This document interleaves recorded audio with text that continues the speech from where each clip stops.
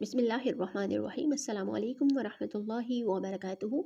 Welcome to my channel Storyland and very warm welcome to all the new members of my YouTube family. I hope all of you are fine and doing well. Thank you very much for your support, comment, queries and suggestions.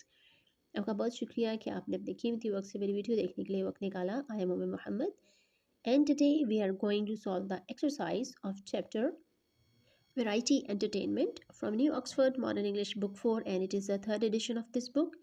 इस chapter से related और इस book से related जितने भी important और necessary links हैं सभी आपको डिस्क्रिप्शन में मिल जाएंगे और इंग्लिश लैंग्वेज में किसी भी टॉपिक पर ऐसे के लिए आपने ब्लॉग विजिट कर सकते हैं. लिंक डिस्क्रिप्शन में प्रोवाइड कर दिया गया है. And in case of any comment query और suggestion related to my content and my niche you can freely tell me in the comment box below. और अगर आप मेरी वीडियो को फर्स्ट टाइम देख रहे हैं तो चैनल को सब्सक्राइब कर लें और वीडियो को लाइक कर दें. चलिए अपना आज का लेक्चर स्टार्ट करते हैं.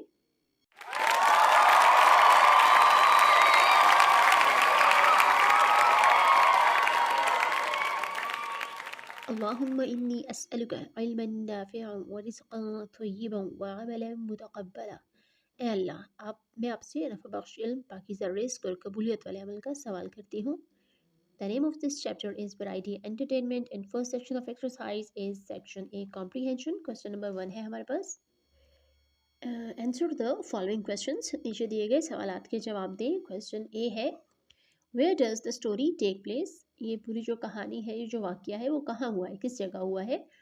B. Why did Mr. Han call the class together? Mr. Han ने पूरी क्लास को या पूरी जमात को इकट्ठा होने को क्यों कहा. C. What news did the children think he was going to give them? और बच्चों ने क्या सोचा कि उनके टीचर उनको क्या न्यूज़ देने वाले हैं. D. How did Mr. Han look at Ali? Why? Mr. Han ने अली की तरफ किस तरह से देखा था और क्यों देखा था. नेक्स्ट ई है who came to see the variety entertainment. उनका जो वेराइटी एंटरटेनमेंट जो भी उन्होंने शो या एक सेलिब्रेशन की थी स्कूल में उसको देखने के लिए कौन आया था. F what did Ali announce to the audience. Ali ने ऑडियंस के सामने क्या अनाउंस किया, क्या ऐलान किया. जी why did Smokey leap out of Ali's arms. Ali के बाजू से स्मोकी ने छलांग क्यों लगा दी थी.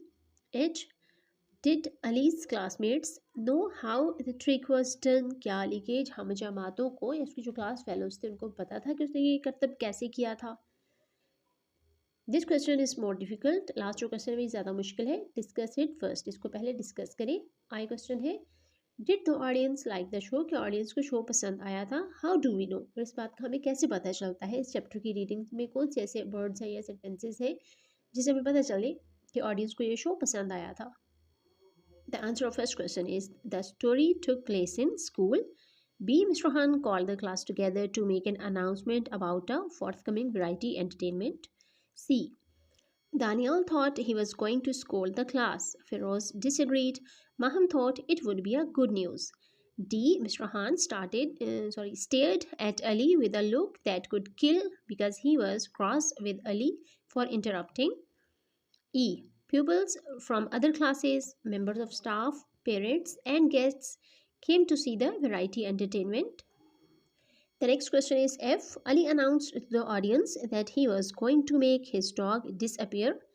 G. Smokey leapt out of Ali's arms to go after the biscuits kept under the table.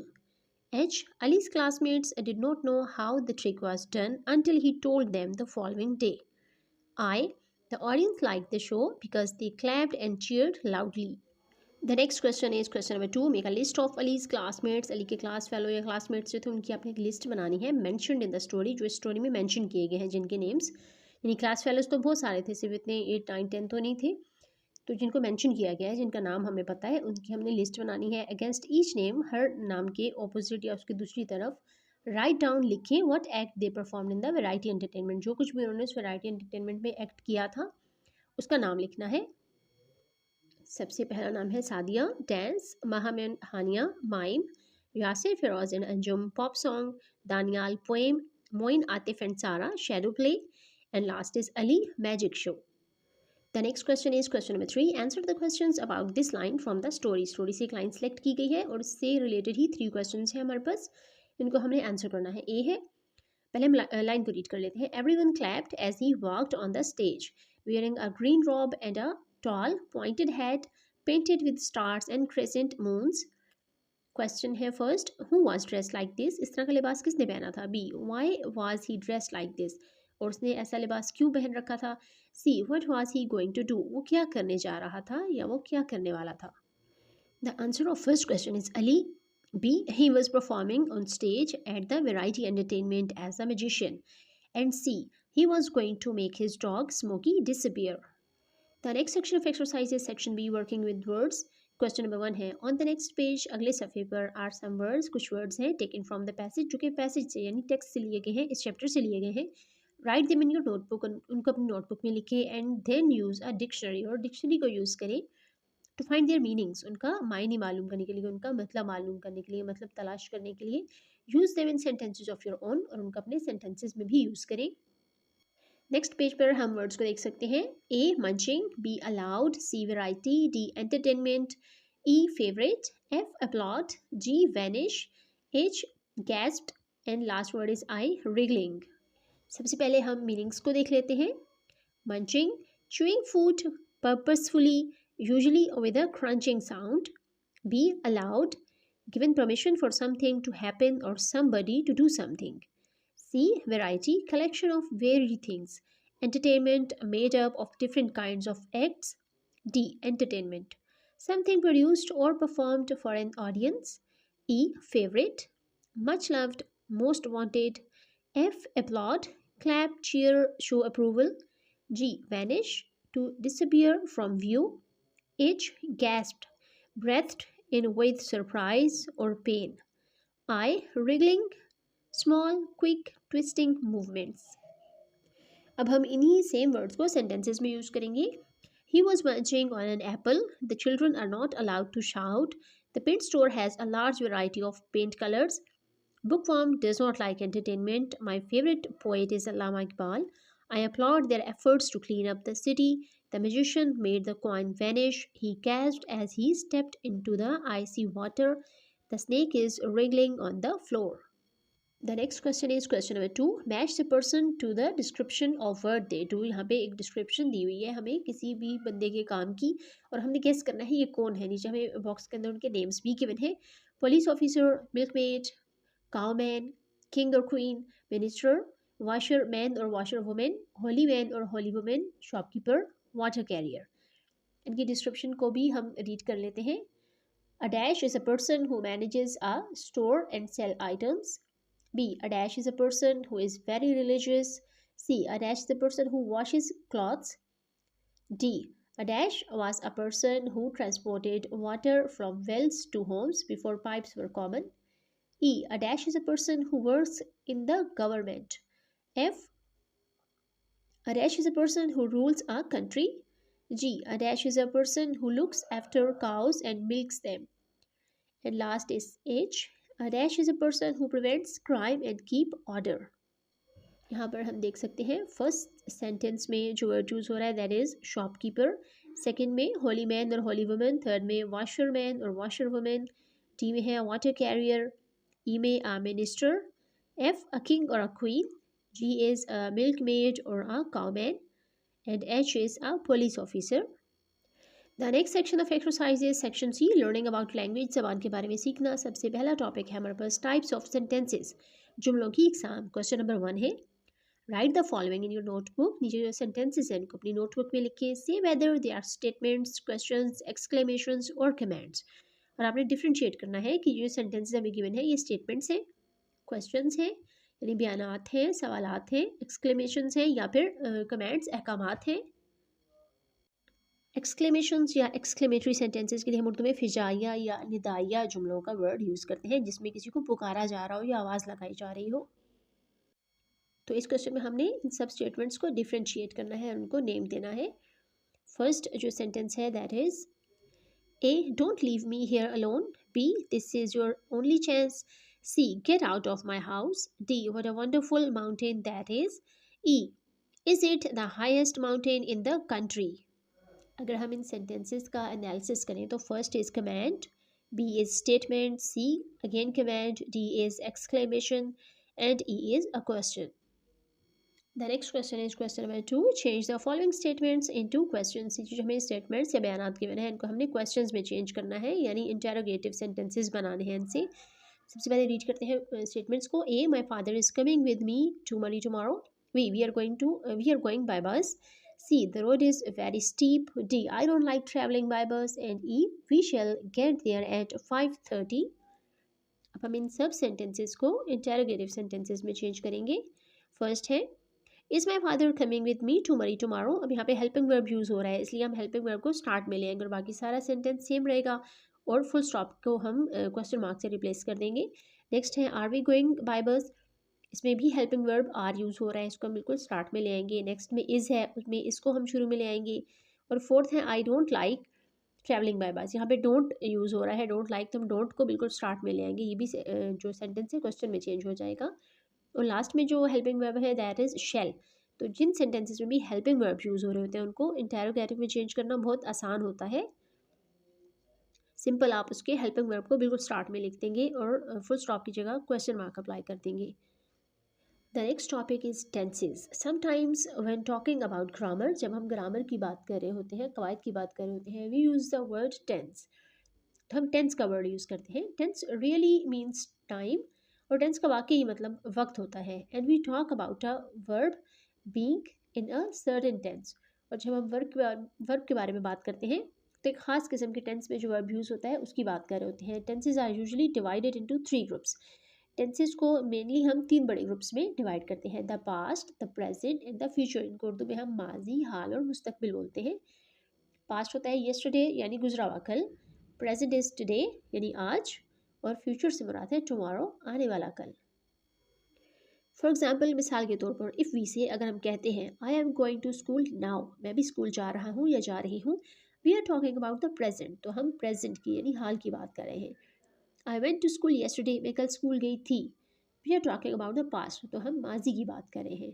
I shall go to school tomorrow, मैं कल स्कूल जाऊँगी, we are talking about the future. यहाँ पर हम मुस्तकबिल की बात कर रहे हैं. क्वेश्चन नंबर 3 है हमारे पास. Say which of the following are past, present और फ्यूचर. 3 सेंटेंसेस हमें गिवन है और हमने डिफ्रेंशिएट करना है पास्ट, प्रेजेंट और फ्यूचर को. सेंटेंसेस को रीड कर लेते हैं. A, I went to Sadar last week. B, my sister is eating an apple. And C, my father will take us in his car. First में हम देख सकते हैं फर्स्ट सेंटेंस में सेकंड फॉर्म यूज़ हो रही है और लास्ट वीक का वर्ड यूज़ हो रहा है, तो ये पास्ट टेंस है. बी में helping verb is and eat के साथ हम आईएनजी यूज़ करें, फर्स्ट फॉर्म है वर्ब की और आईएनजी यूज़ हो रहा है, तो ये प्रेजेंट टेंस है. एंड थर्ड इज विल का वर्ड यूज़ हो रहा है थर्ड सेंटेंस में, तो इसमें हम जब विल या शैल यूज़ करते हैं तो ये फ्यूचर की बात हो रही होती है. A, past, B, present and C is future. The next question is question number 4. Now use the following groups of words to form sentences in the tenses shown in the brackets. हर कुछ words का हमें जो group दिया उसके and में braces के अंदर बता दिया गया है कि हमने किस टेंस में इस सेंटेंस को क्रिएट करना है. You will have to change the tense of the verb. और हो सकता है आपको वर्ब को चेंज करना पड़े. अगर फर्स्ट फॉर्म है तो आपने उसको पास्ट में करना है तो आपको सेकंड बनानी पड़े उसकी, तो ये आप अकॉर्डिंग टू द सेंटेंस या according to the given tense उसको चेंज कर सकते हैं. ए है I apple eat and bracket में जो वर्ड है दैट इज प्रेजेंट. बी है the two boys to school go next term and braces में हमें गिवन है फ्यूचर. एंड थर्ड है my sister school go and past. जब हम इन वर्ड्स के ग्रुप से सेंटेंसेस बनाएंगे तो फर्स्ट है हमारे पास I am eating an apple और आई ईट एप्पल्स, हम दोनों तरह से लिख सकते हैं. बी है the two boys will go to school next term. C is my sister went to school, या फिर हम इसको इस तरह से भी लिख सकते हैं my sister was going to school. ये दोनों ही पास्ट की एग्जाम्पल है. The next question is question number 5. Now make interesting sentences of your own using the following words. नीचे हमें कुछ वर्ड्स गिवन है और इससे हमने सेंटेंसेस क्रिएट करने हैं. ए है go yesterday past, B is plan party future and C is travel America future. The first sentence will be I went to my aunt's house yesterday. B, we will plan a party tomorrow and C, I will travel to America. The next question is question number 6. When you have finished the exercise above, जब आप ऊपर दी गई exercises को complete कर लें, मुकम्मल कर लें, चेक आपने चेक करना है if you have use the correct tenses, कि आपने करेक्ट टेंसेज यूज़ किए हैं. The next section of exercises section D listening and speaking, सुनना और बोलना. क्वेश्चन नंबर 1 है हमारे पास अली इंटरप्ट मिस्टर हान. अली ने मिस्टर हान को इंटरप्ट किया यानी उनकी बात में खलल डाला. How do we apologise when we have made a mistake, जब हम कोई गलती करते हैं तो हम अपोलोजाइज़ किस तरह से करते हैं। बीइंग रूड, या अगर हम किसी से बुरी अखलाक से बात करते हैं तो हम उस वक्त किस तरह से अपोलोजाइज़ करते हैं। और डन समथिंग रॉन्ग और अनप्लेजेंट, या कोई बहुत ऐसी चीज़ जो खुशगवार ना हो, जो ऐसा कोई काम करते हैं जो किसी को अच्छा ना लगे, तो हम किस तरह से अपोलोजाइज़ करते हैं। How do you politely ask for something, और हम जब किसी से कोई चीज़ मांगते हैं या हमें कोई चीज़ चाहिए होती है तो हम किस तरह से नर्म अल्फाज से कह सकते हैं या नरमी से कह सकते हैं। और गेट समवंस अटेंशन, या किसी की अटेंशन हमें चाहिए होती है, तवज्जो चाहिए होती है, तो हम उसे किस तरह से मुखातिब कर सकते हैं। Your teacher will collect some good suggestions on the board, आपकी टीचर आपके बोर्ड पर अच्छे से कुछ सजेशंस लिखेंगी, कुछ वर्ड्स कलेक्ट करेंगी। Practise saying these polite phrases in pairs, और अपने अपने फ्रेंड्स के साथ मिलके पेयरिंग की शक्ल में इस इन वर्ड्स को यूज़ करना है। Excuse me, sorry to interrupt, pardon me, apologise for, thank you, या इस तरह के और वर्ड्स भी आप चूज़ कर सकते हैं। सेकंड है work in a small group, छोटे ग्रुप की शक्ल में काम करें। द फर्स्ट पर्सन सेज, और पहला पर्सन या पहला शख्स जो है वो कहेगा, my grandmother went to the market and she bought, यानी मेरी दादी अम्मा या नानी अम्मा मार्केट गई, बाजार गई और वो ख़रीद कर आई। अब ख़रीद कर क्या लेकर आई। ड्रेसेस में हमें गिवन है something beginning with A, for example an amazing apple pie. यहाँ पे जो वर्ड है वो अमेजिंग एप्पल पाई है, ए से स्टार्ट हो रहा है जो कि। तो इसी तरह से अपने वर्ड्स चूज़ करने हैं डिफरेंट। द नेक्स्ट पर्सन, जो दूसरा शख्स होगा, हैज़ टू रिपीट दैट, उसने ये पूरी बात रिपीट करनी है कि मेरी ग्रैंड मदर मार्केट गई और वो क्या लेकर आई। Add an item beginning with B, आपने बी से स्टार्ट होने वाला कोई वर्ड लिखना है। The next person repeats all that, तीसरे शख्स ने भी ये सब रिपीट करना है, दोहराना है। And add something beginning with C, उसने ऐसा वर्ड चूज़ करना है जो सी से स्टार्ट हो रहा हो। Keep going until you get to Z, और आपने करते रहना है यहाँ तक कि आप जी तक पहुँच जाए, जो लास्ट अल्फ़ाबेट है वहाँ तक पहुँच जाए। The last section of exercise is section E, composition. You have been asked to do your own act for a variety entertainment show. यानी आपको कहा गया है कि आपने वैरायटी एंटरटेनमेंट शो में अपना एक एक्ट करना है। What will you choose to do, आप क्या चूज़ करेंगे, कौन सा एक्ट आप करना पसंद करेंगे। Think about the stages and actions that you will perform and describe them, आपने जो भी एक्शंस करने हैं या जो भी वहाँ पे करतब दिखाने हैं या जो भी परफॉर्म करना है, आप उसके बारे में सोचें और बताएं। You must introduce each action, तो हर एक्शन को आपने इंट्रोड्यूस करना है इन सीक्वेंस, तरतीब से, इन द फॉलोइंग वे, इस तरह से। First I, number two, secondly I, number three, then I, four, after that और following that I, and five, lastly I. यानी जब आप स्टेज पर जाएंगे तो जितने भी स्टेप्स हैं आप उनको इस तरह से डिस्क्राइब करेंगे कि पहले आपने ये किया, उसके बाद ये किया, या आप ये करेंगे, क्योंकि अभी ये किया नहीं है, फ्यूचर की बात हो रही है, तो आप जो जो भी करेंगे वो आपने बताना है स्टेप बाय स्टेप। इसमें हम सबसे पहले तो चूज़ करेंगे कि स्टूडेंट ने करना क्या है, कौन सा एक्ट उसने चूज़ करना है स्टेज पे परफॉर्म करने के लिए। स्टूडेंट्स की अपनी चॉइस है, वो कोई भी एक्ट चूज़ कर सकते हैं जो उन्हें पसंद हो, लेकिन जो मेरे लिए फेवरेट है वो मैंने चूज़ किया। I will read a poem for my mother. First I will go to the stage, secondly I will introduce myself, then I will say some good words for appreciating the tough daily routine and hard work of my mother. After that I will dedicate a poem for her. Following that, in the last step, I will say, I love you, mommy. This was the end of this lecture. Hope you liked it. Thank you for watching. Subhanakallahumma wa bihamdika nashhadu an la ilaha illa anta nastaghfiruka wa natubu ilayk. Wassalamu alaikum wa rahmatullahi wa barakatuhu.